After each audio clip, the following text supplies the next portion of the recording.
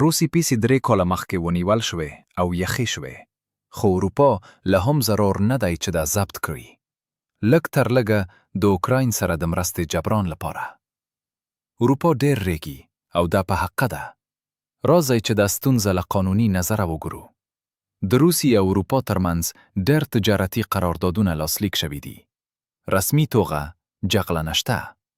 هیڅوک جګړه اعلان نه ده کړې. او ناڅاپه د اروپایي اتحادیې لخوا روسي پیسې اخیستل کیږي. د قانوني سیستم له نظره دا یو جرم دی.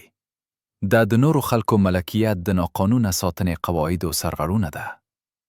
ډېر پانګوال او سپمونکي له مختلفو هیوادونو چې پیسې او ملکیت لري په اروپا کې پوهیږي چې دوی همدا ډول چلند کولی سي. پرته له قانوني اساسه هر څه اخیستل. د قواعدو او قوانینو سرغړونه. نو د اروپا په سرمایه ګذارۍ څه معنی ده که د دې امنیت تضمین نشته؟ که اروپا روسي پیسې ضبط کړي نو خپل بنسټ به وران کړي.